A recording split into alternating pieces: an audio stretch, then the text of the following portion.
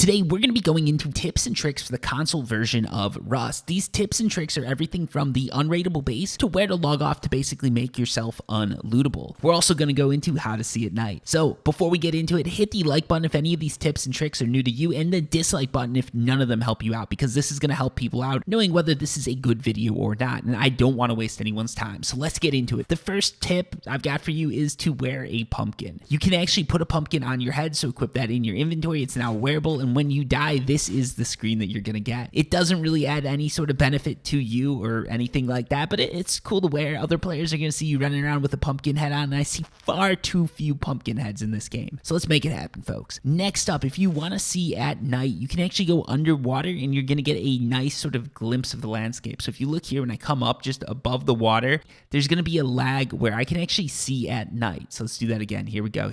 Look at this. So now you can't see it. All looks murky. We come up a little bit, and right here you can see a sort of a nice like black and white vista right there. And it's a little bit of a hack, a little bit of a tip and trick. I think this is going to be fixed at some point, but for now it works. Next up, Bandit Camp. You can go to Bandit Camp and you can cut down some trees, do all that, but you can also build a base in something that's called a safe zone. So the safe zone in Bandit Camp doesn't mean that you can't be attacked, but it means that you're safe. You're sort of protected by Bandit Camp AI. So you can actually build the base here, and this is basically going to be an unraidable base, because once you've got stone and metal doors, anyone who raids it is going to be attacked by the Bandit Camp AIs, and you're sort of just not going to get raided, but you can be attacked. So right here you see someone attack me. I am bleeding, so I've got to run back into the Bandit Camp. If this person chases after me, the AI will shoot them down. If they don't chase after me though, they could still do damage to me, and then their friend can come loot them, because their friend will be able to come into Bandit Camp and loot me.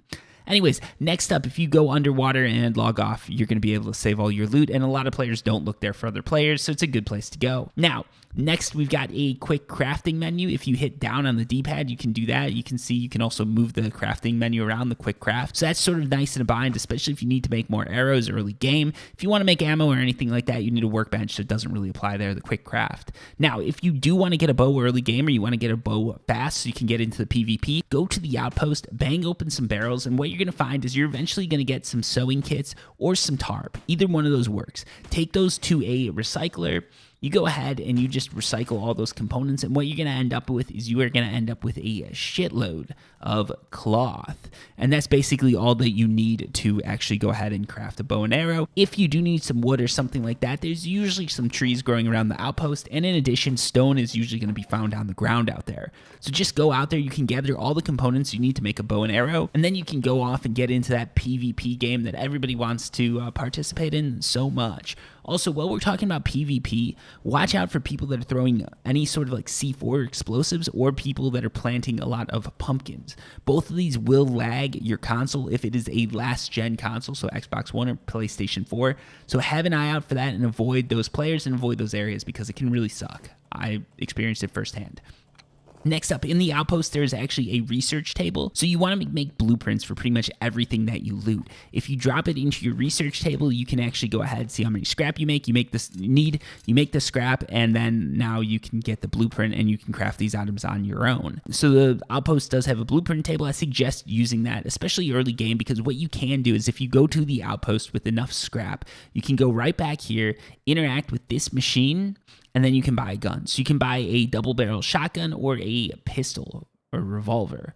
My recommendation, get that double-barrel shotgun, because it literally just blows people away, even if they've got a decent amount of armor. Next up, if you're at airfield, you can actually get on top of these sort of warehouses or these storerooms, whatever you want to call them. Just run up the beams. Now you're on top. You've got a nice little sort of sniping position from here, and if you want an even better position, you can drop down onto this beam and then slip through right here, and now you're literally just looking forward, and you're going to be against the backdrop, so it'll be a lot harder for people to see you. But one thing to keep in mind, and this is something that I actually forgot, if you have one of the future skins or the glow-in-the-dark skins, it will be visible on you at night, even if you don't have it equipped. So what's going to happen is if I unequip this bow, it's going to go onto my back, and what this means is if at night you're sitting up there trying to snipe someone, it's going to be a no-go, because they are going to see you.